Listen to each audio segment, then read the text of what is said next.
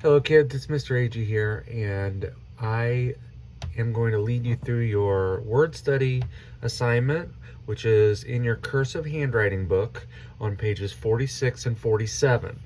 And we are starting a new type of letter. In this curriculum, they call them tow truck letters.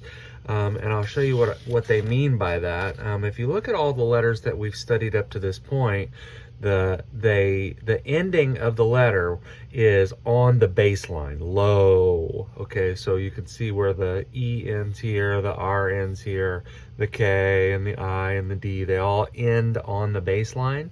Well, with tow truck letters, they actually have this little tail that connects them to the next letter, but it's up high at the midline. So we've got the baseline here and the midline.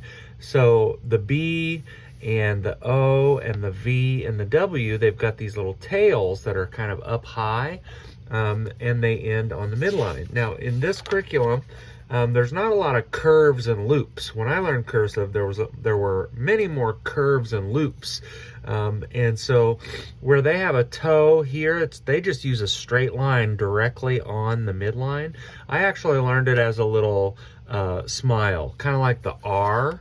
When you see the R, here's an example of it. So I kind of learned the tow truck tail as this little loop or this, not loop, but this little curve right here. So if you see me doing that, it's because of the habit that I have from when I learned cursive. So they're telling you this is a print O, this is a cursive O. Now you're ready to learn the tow truck letters. Tow truck letters always end with a toe. So you see the way they describe it is it's ending up here, connecting high instead of down low at the baseline.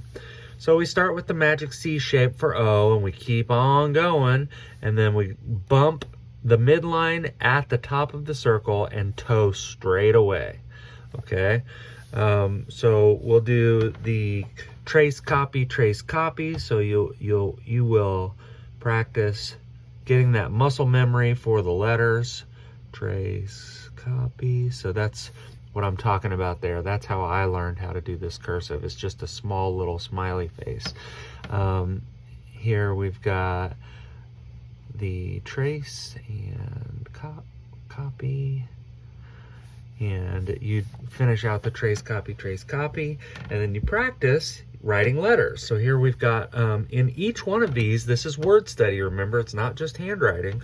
In each one of these examples, we've got a vowel team, two vowels working together to make a sound other than O by itself, which is ah. When O is by itself, we hear it as the short O sound. If it's just a consonant vowel consonant pattern, it's short O sound. But here we've got OU, and in this case OU is ow, out, out. So you trace copy.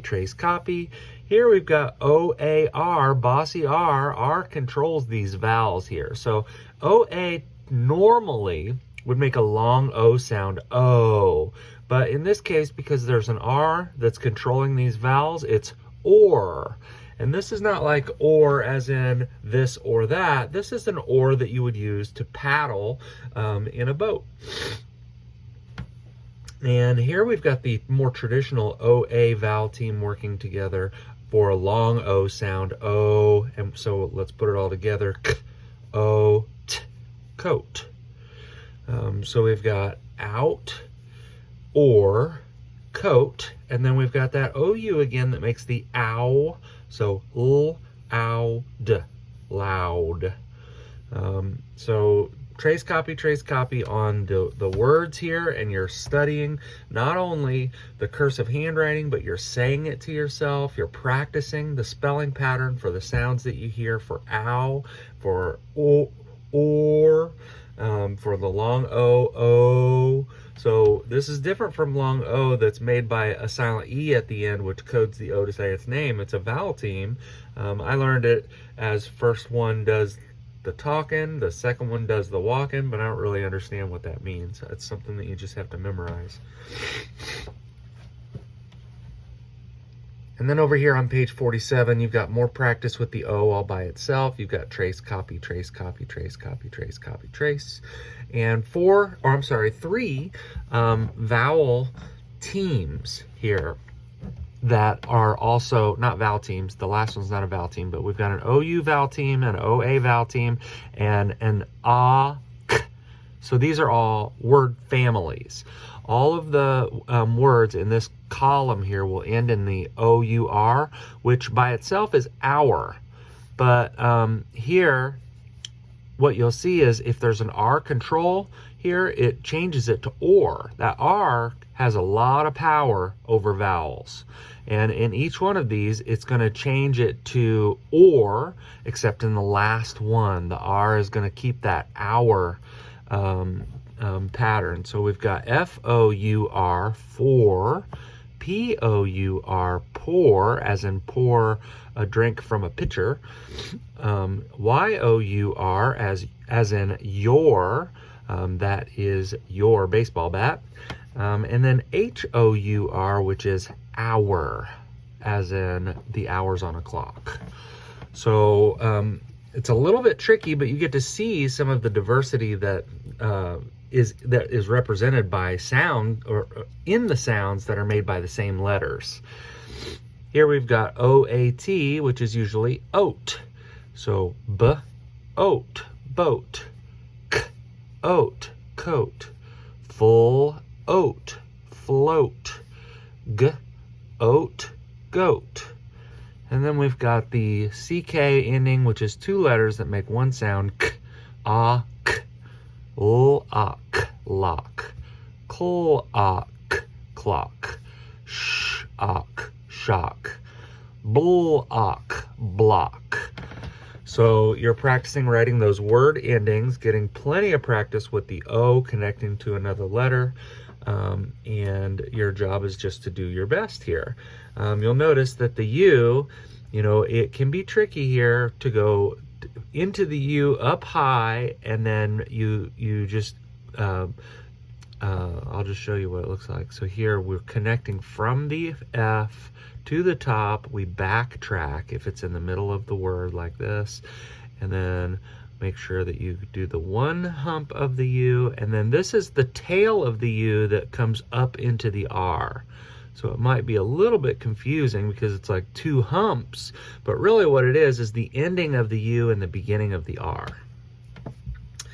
Okay, so not only are you practicing the handwriting, you're practicing the spelling and the way the words sound. So you should be practicing sounding out the words as you do the cursive.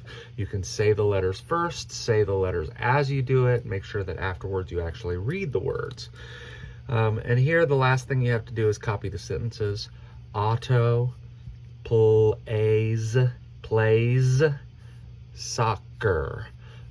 Otto plays soccer. So this is another example of the ending S not making a S sound. It makes a Z sound.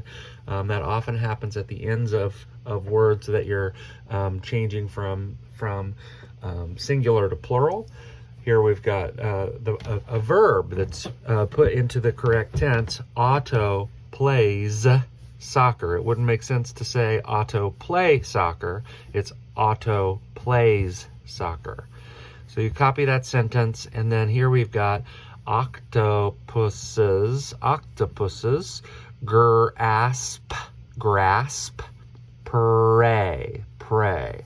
Octopuses grasp prey. Grasp just means grab and hold.